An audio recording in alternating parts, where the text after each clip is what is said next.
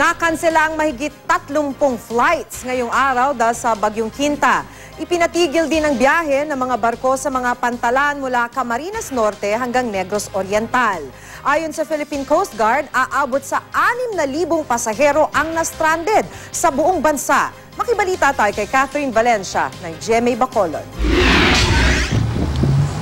Mainit man ang panahon sa Tagbiliran City, Bohol, kinansela pa rin ang mga biyaheng barko. Ang karamihan sa mga stranded na mga pasahero magbabalik sana sa trabaho ngayong araw, pero kinailangang lumiban dahil sa bagyo. Balik ko sa buhay, trabaho, duty. Hindi rin pinayagang maglayag ang mga bangkang pangisda. Problema naman ng ilang na stranded sa Dumaguete City, Negros Oriental ang makakain. Sapat lang daw kasi ang dala nilang pera. Hindi natin masabi kasi kahit sa ganda ng panahon, hindi pa po tayo pwedeng magpaalis ng barko. Sa Bacolod, Negros Occidental naman umulan at tumangin ng malakas bandang madaling araw kanina. Itinigil din ang biyahe ng mga barko roon dahil sa malalaking alon. Hindi pa rin pinayagan ng mga barko sa Bicol Region na bumiyahe pa Visayas. Dumaraing na ng hirap ang mga stranded na pasahero, lalo na yung mga bata sa Tabaco Port sa Albay.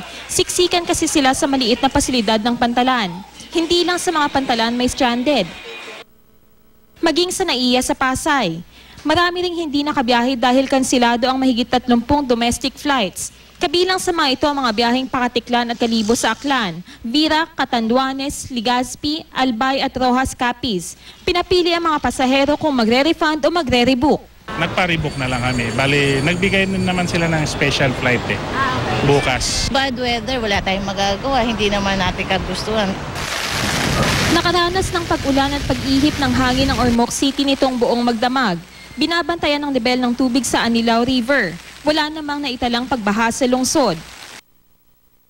Gumuho naman ang lupa sa bahagi ng Daang Maharlika sa Barangay Kahupian, Sogod, Southern Leyte. Nagpadala na ng maglilinis sa guho sa lugar para madaanan na ng mga motorista. Catherine Valencia, Nagbabalita, Pilipinas.